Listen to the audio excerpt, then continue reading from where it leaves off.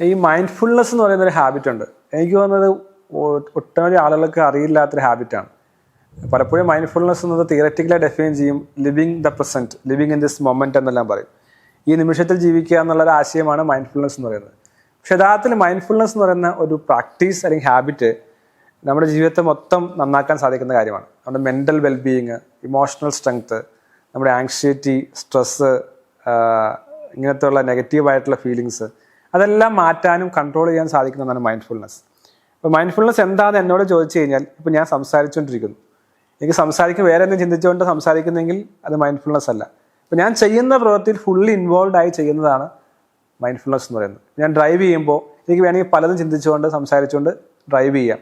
പക്ഷേ ഡ്രൈവ് ചെയ്യുമ്പോൾ എൻ്റെ സ്റ്റീറിങ്ങും ഞാൻ കാണുന്ന ലോകവും കണ്ടുകൊണ്ട് ഡ്രൈവ് ചെയ്യുക. അല്ലെങ്കിൽ ഞാൻ കുളിക്കുമ്പോൾ വെള്ളം എൻ്റെ മേത്ത് വീഴുന്നതും ഞാൻ വെള്ളം എൻ്റെ മേത്തിലൂടെ ഒഴുകുന്നതും ശരീരത്തിൽ ഒഴുകുന്നതും ഞാൻ എക്സ്പീരിയൻസ് ചെയ്യുന്നു. ഇത് ബ്രഷ് ചെയ്യുമ്പോൾ ഞാൻ അത് എക്സ്പീരിയൻസ് ചെയ്യുന്നു. ഇതാണ് മൈൻഡ്ഫുൾനെസ് പ്രാക്ടീസ് എന്നത്. എപ്പോഴും അങ്ങനെ വേണം എന്നല്ല പറഞ്ഞത്. അപ്പം നമ്മുടെ മനസ്സ് നമ്മളിൽ നിന്ന് പുറത്തേക്ക് പോകുമ്പോഴാണ് മൈൻഡ്ഫുൾനെസ് ഇല്ലാതെയാകുന്നത്. ഇന്ന് ലോകത്തിലെ ഏറ്റവും വലിയ പ്രശ്നം ഡിസ്ട്രാക്ഷൻ. ധാരാളം ഡിസ്ട്രാക്ഷൻ, സോഷ്യൽ മീഡിയ, ഇൻ്റർനെറ്റ്, അല്ലെങ്കിൽ ആളുകളുടെ സംസാരം, ഇതെല്ലാം ഡിസ്ട്രാക്ട് ചെയ്തുകൊണ്ടിരിക്കുകയാണ്. അതുകൊണ്ട് നമ്മുടെ മൈൻഡ് ഇങ്ങനെ മങ്കി മൈൻഡ് എന്ന് പറയും, ഇങ്ങനെ ഓടിക്കൊണ്ടിരിക്കുക. ഒരു സ്ഥലത്ത് വേറെ സ്ഥലത്തേക്ക് മൈൻഡ് ഇങ്ങനെ ചാടി പോയിക്കൊണ്ടിരിക്കുകയാണ്. നമ്മളൊരു കാര്യം ഫോക്കസ് ചെയ്യാൻ ശ്രമിക്കുമ്പോൾ നമ്മളെ അറ്റൻഷൻ മാറിപ്പോവുകയാണ്. ഇപ്പോൾ അറ്റൻഷൻ ഡെഫിസിറ്റ് എന്ന് പറയുന്ന ഡിസോർഡർ ഉണ്ട്. അതുകൊണ്ട് തന്നെ അറ്റൻഷൻ റവല്യൂഷൻ എന്ന പുസ്തകം തന്നെയുള്ളത്. ഇപ്പോൾ ഡാനിയൽ ഗോമാൻ്റെ പുസ്തകത്തിൽ തന്നെ ഫോക്കസ് എന്ന് പറയുന്നത്, മനുഷ്യന് ഫോക്കസ് ഇല്ല.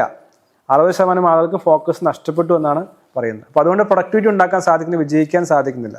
അപ്പോൾ ഇത് എന്തുകൊണ്ട് സംഭവിക്കുന്നു? ചില ആളുകൾക്ക് ജീവിതത്തിൽ പ്രയാസം വന്നു കഴിഞ്ഞാൽ അതിനെക്കുറിച്ച് ഓർത്ത് വറി ചെയ്യുകയാണ്, ഡിപ്രഷൻ, എപ്പോഴും അതിനെക്കുറിച്ച് ചിന്തിച്ചുകൊണ്ടിരിക്കുകയാണ്. എൻ്റെ ചിന്ത എനിക്ക് നിയന്ത്രിക്കാൻ സാധിക്കുന്നില്ല. അപ്പോൾ അത് നെഗറ്റീവായുള്ള ചിന്തകളാകാം, പോസിറ്റീവ് ചിന്തകളാകാം.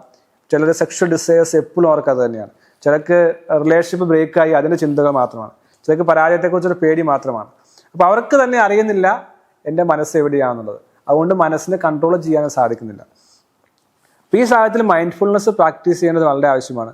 ഇപ്പോൾ breathing exercise, meditation, mindfulness exercise, ഇതെല്ലാം വളരെയധികം ഗുണം ചെയ്യുന്ന കാര്യമാണ്. എനിക്കതിൽ എത്ര ആളുകൾ മൈൻഡ്ഫുൾനെസ് പ്രാക്ടീസ് ചെയ്യുന്നുണ്ടെന്ന്.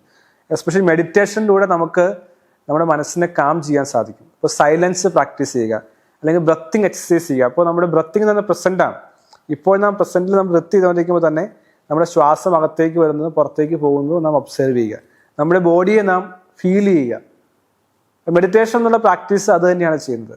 ബ്രത്ത് ചെയ്യുമ്പോൾ നമ്മൾ ഇമാജിൻ ചെയ്യുകയാണ് നമ്മുടെ ബ്രീത്ത് ഔട്ട് എന്ന് പറയുമ്പോൾ എല്ലാ നെഗറ്റീവായുള്ള കാര്യങ്ങൾ പോകുന്നതെന്ന് ഇമാജിൻ ചെയ്യുന്നു.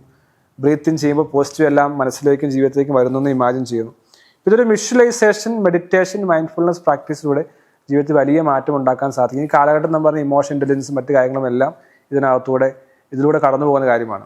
ഇപ്പോൾ മൈൻഡ്ഫുൾനെസ് എന്ന് പറയുന്ന ഹാബിറ്റിന് വേണ്ടി നാം തീർച്ചയായും സമയം ചിലവഴിക്കണം. ഇപ്പോൾ ധാരാളം പുസ്തകങ്ങളെല്ലാം പറയുന്നുണ്ട്, ദിവസത്തിൽ 20 മിനിറ്റ് സമയം മൈൻഡ്ഫുൾനെസ്സിന് വേണ്ടി, സൈലൻസിന് വേണ്ടി, മെഡിറ്റേഷന് വേണ്ടി മാറ്റിവെച്ചാൽ മാത്രമേ നമുക്ക് ഫുൾ പ്രൊഡക്ടിവിറ്റി കൊണ്ടുവരാൻ സാധിക്കുകയുള്ളൂ. ഇപ്പോൾ ജീവിതത്തിൽ ഒരു ക്ലാരിറ്റി കൊണ്ടുവരുവാൻ സാധിക്കുകയുള്ളൂ.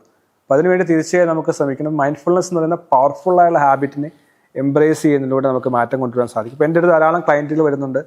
അവരൊക്കെ ഒട്ടനവധി പ്രശ്നങ്ങളൊക്കെ പരിഹരിക്കാനായിട്ട് ഈ മൈൻഡ്ഫുൾനെസ് പ്രാക്ടീസിലൂടെ, റൈറ്റായിട്ടുള്ള മെഡിറ്റേഷൻ ടെക്നിക്കിലൂടെ, റൈറ്റായിട്ടുള്ള അഫർമേഷൻസിലൂടെ പ്രാക്ടീസ് നമുക്ക് സാധിക്കാറുണ്ട്.